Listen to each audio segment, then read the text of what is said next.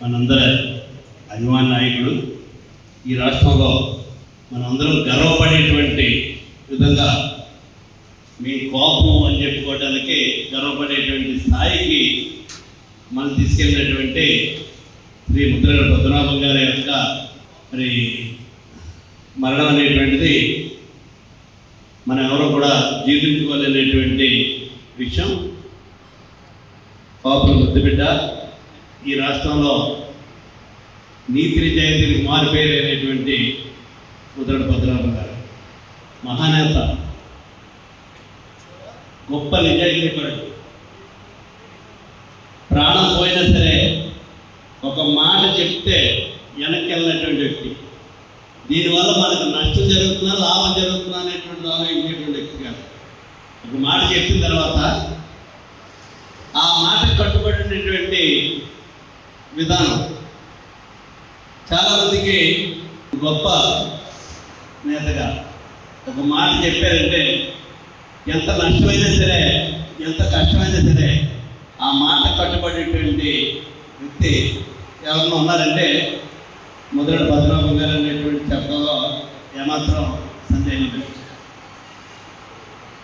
మనందరికీ తెలుసు ముద్రగడ పద్మనాభం గారు అనేటువంటి వ్యక్తి గురించి ఇప్పుడున్నటువంటి యువతకు అందరికీ తెలియకపోవచ్చు. ముద్రగడ పద్మనాభం గారు అనేటువంటి వ్యక్తి గురించి రెండు విషయాలు ముందుగా మీ అందరికీ చెప్పాల్సినటువంటి బాధ్యత నాకు ఉంది. పద్మనాభం గారు అనేటువంటి వ్యక్తి కిర్లంపూడి ముద్రగడ వీరనాగనాథ్ గారి అబ్బాయి, కిర్లంపూడి మున్సిపల్ గారి మనవడు ఆయన. అప్పుడు మున్సిపల్ వ్యవస్థలు అంటే కలెక్టర్ కూడా మున్సిపల్ గారు వచ్చేంత వరకు చూసేటువంటి విధానం. అటువంటి రోజుల్లో ఆయన మున్సిపల్ చేశాడు ఆ ఊరికి.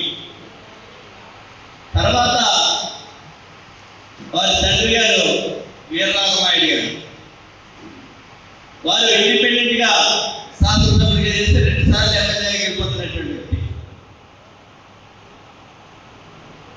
మరి 78లో ముద్రగడ పద్మనాభం గారు జనతా పార్టీ నుంచి ఎమ్మెల్యేగా గెలిచారు.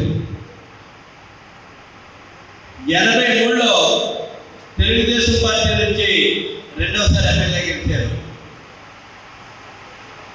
85లో మూడోసారి ఎమ్మెల్యేగా గెలిచారు. 89లో కాంగ్రెస్ పార్టీ నుంచి ఎమ్మెల్యేగా గెలిచారు. 4 సార్లు శాసనసభ్యుడిగా గెలిచాడు. ఒకసారి ఎంపీగా చేశారు. కాంగ్రెస్ గవర్నమెంట్లో, తెలుగుదేశం గవర్నమెంట్లో మంత్రిగా చేసినటువంటి వ్యక్తి. అటువంటి నిజాయితీపరుడైనటువంటి వ్యక్తి గురించి మనమందరం గర్వపడేటువంటి విధంగా పద్మనాభం గారి గురించి చెప్పుకునేవాళ్ళు. పద్మనాభం గారి గురించి ఒక మాట మీ అందరికీ చెప్పే ముందు, అంటే ఒక మాట చెప్పాడంటే దానివల్ల అతనికి నష్టం జరుగుతుందని తెలిసిన జనానికి వెళ్ళేటువంటి వ్యక్తి కదా ఆయన. ఇక్కడ మీరు ఒక విషయాన్ని తెలుసుకోవాలి. 94 ఎన్నికల గురించి చాలా మందికి తెలుసు.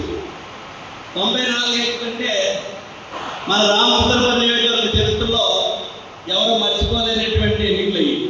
ఆ రోజు రామచంద్రపురం నియోజకవర్గం గురించి మీరందరూ కూడా నన్ను ఇండిపెండెంట్గా పార్టీలకు అతీతంగా మనం పోటీ చేయడం జరిగింది. మీ అందరూ ఒక ప్రోత్సాహంతో ఆ రోజు ఎన్నికలకు ముందు ఒక విషయాన్ని కూడా చెప్పాలి.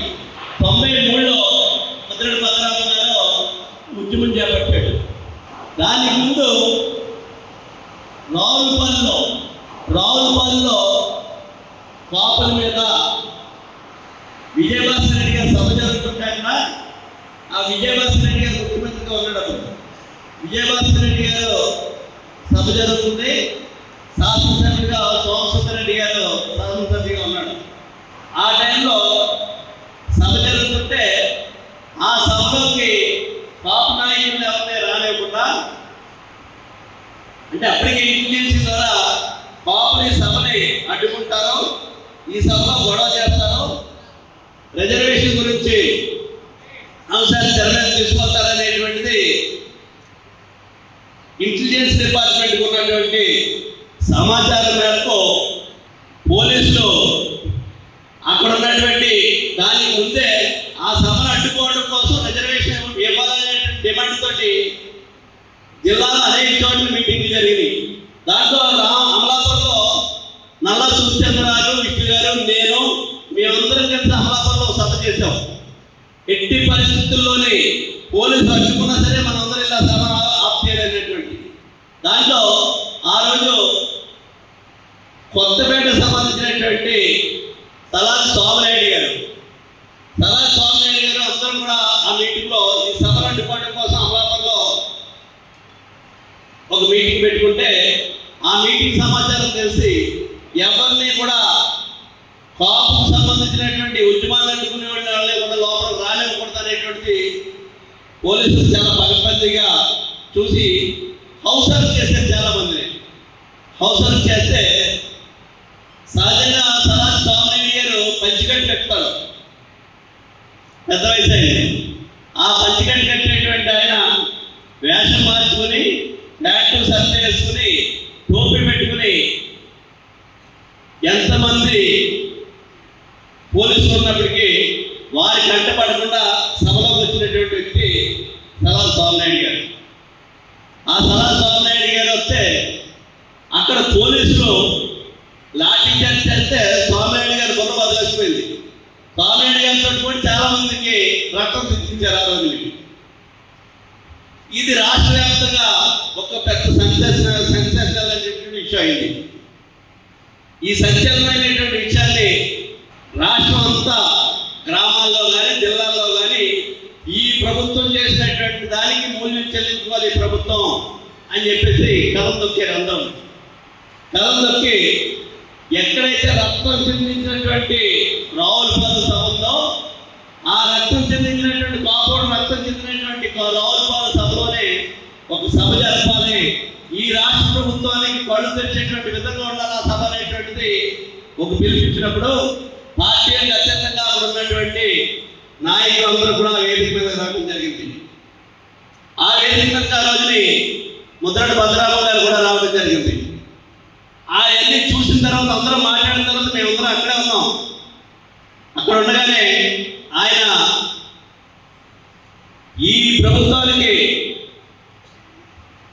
ఎంత మాత్రం చెప్పుకుంటూ లేదు, కాపులకి రిజర్వేషన్ ఇచ్చేంత వరకు ఈ పోరాటం కొనసాగుతామని చెప్పేసి ఎవరికి చెప్పకుండా అందరి సమక్షంలోని రాజీనామా చేసినటువంటి వ్యక్తి ముద్రగడ భద్రారావు గారు అనేటువంటి సందర్భంగా మీకు మనం చేస్తున్నాం. అటువంటి తెగింపు కలిగినటువంటి వ్యక్తి ఆయన. మరి ఆ సభ జరిగిన తర్వాత ఇంకా రాష్ట్ర వ్యాప్తంగా ఇది పెద్ద సెన్సేషన్ అయింది.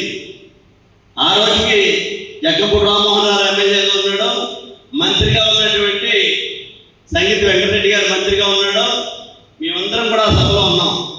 అక్కడి నుంచి ఉద్యమం ఉవ్వెత్తలేసింది. ఉవ్వెత్తలేస్తే దానికోసం ఆయన ఈ ఉద్యమాన్ని ఏ విధంగా ముందుకు తీసుకెళ్తారనేటువంటి దానికి ఆయన పద్మనాభం గారు కెర్లపూడిలో అనేక మందితో సమాలోచన చేసి ఒక నిరాహార దీక్ష అనౌన్స్ చేశాడు. ఆమె నిరాహార దీక్ష అనౌన్స్ చేస్తే ఈ ఆమె నిరాహార దీక్షకి ఒక 10-15 రోజులు జరిగింది సుమారుగా, గుర్తులేదు కానీ నాకు. ఈ ఆమె నిరాహార దీక్ష చేసే టైంలో మన రామచంద్రపురం నియోజకవర్గం నుంచే కాకుండా జిల్లా అంతా రాష్ట్రం అంతా కూడా లక్షల సంఖ్యలో రోజు పద్మనాభం గారిని మద్దతు తెలపడానికి వెళ్ళేవారు.